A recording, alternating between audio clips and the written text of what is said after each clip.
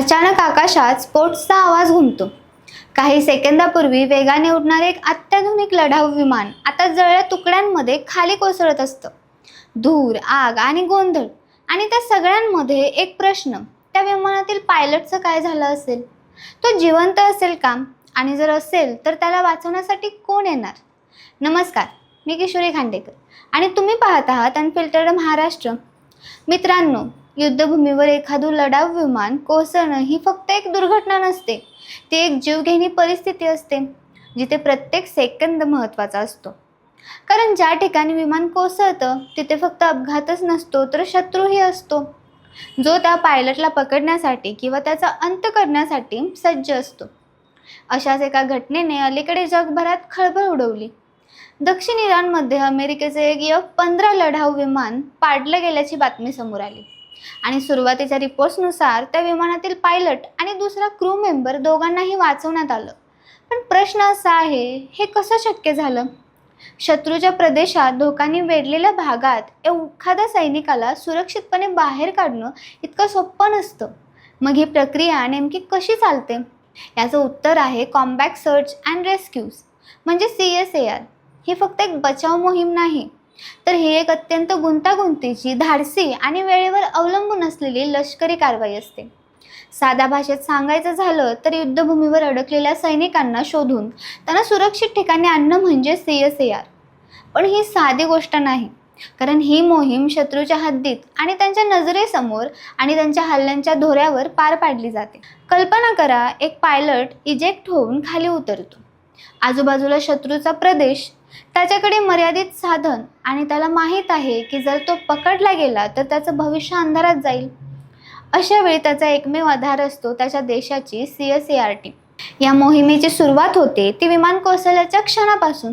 जसं विमान रडारवरून गायब होतं तसं लगेचच कंट्रोल रूममध्ये अलर्ट जातो. पायलटने इजेक्शन केलं असेल तर त्याच्याकडे एक बिकन किंवा सिग्नल डिव्हाइस असतं, जे त्याचं लोकेशन पाठवत राहतं.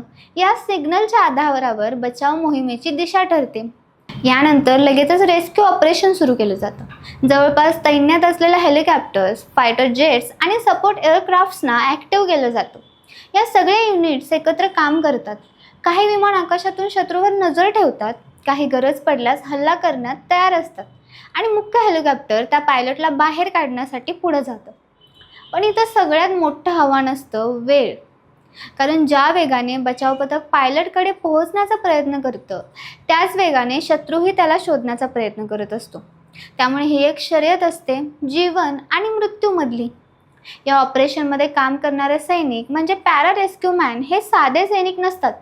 हे अमेरिकन वायुसेनेतील सर्वात कठीण प्रशिक्षण घेतलेले स्पेशल फोर्स असतात. त्यांचं ब्रीद वाक्य आहे, आम्ही हे सगळं करतो जेणेकरून इतर जगू शकतील. या पॅरा रेस्क्यू टीमचं प्रशिक्षण इतकं कठीण असतं की सुमारे 80% उमेदवार ते पूर्ण करू शकत नाहीत. 2 वर्षाच्या या प्रशिक्षणात त्यांना पॅराशूटिंग, डायव्हिंग, जंगलात आणि समुद्रात जगण्याचं कौशल्य, शत्रूपासून बचाव आणि अगदी मेडिकल ट्रेनिंगही दिलं जातं. म्हणजेच हे सैनिक युद्धात लढू शकतात आणि गरज पडल्यास डॉक्टरसारखी मदतही करू शकतात. जेव्हा ही टीम पायलटच्या लोकेशनवर पोहोचते तेव्हा सगळं काही सेकंदामध्ये घडतं. हेलिकॉप्टर खाली उतरू शकत नसेल तर ते हवेतच होवर करतं आणि पॅरा रेस्क्यू मॅन दोरीच्या साहाय्याने खाली उतरवतात. ते पायलटला शोधतात, त्याची स्थिती तपासतात, आवश्यक असल्यास त्याला प्राथमिक उपचार देतात आणि लगेचच त्याला सुरक्षितपणे वर घेऊन येतात. या दरम्यान आकाशात असलेली फायटर जेट्स सतत शत्रूवर नजर ठेवून असतात. जर कोणताही धोका निर्माण झाला तर ते त्वरित हल्ला करून रेस्क्यू टीमचं संरक्षण करतात. ही संपूर्ण प्रक्रिया इतकी अचूक आणि समन्वयित असते की काही मिनिटात एक जीव वाचवला जातो.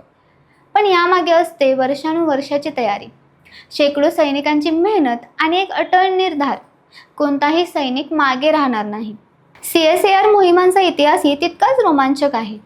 पहिल्या महायुद्धात याची सुरुवात झाली, जेव्हा पायलट स्वतःच्या सहकाऱ्यांना वाचवण्यासाठी उतरायचे. पण याचं आधुनिक रूप व्हिएतनाम युद्धात पाहायला मिळालं. त्या काळात या मोहिमा इतक्या गुंतागुंतीच्या झाल्या की अनेक वेळा त्यासाठी मोठी किंमत मोजावी लागली. BAT-21 सारख्या मिशनमध्ये एका पायलटला वाचवण्यासाठी अनेक विमानं गमवावी लागली आणि अनेक सैनिक शहीद झाले.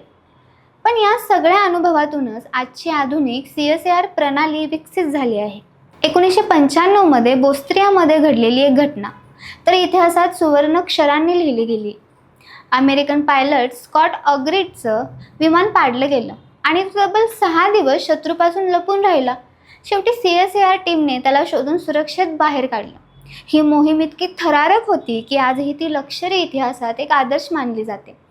तसंच 1999 मध्ये सर्बियामध्ये पाडण्यात आलेल्या F-117 स्टील्स फायटर्सच्या पायलटलाही अशाच प्रकारे वाचवण्यात आलं होतं.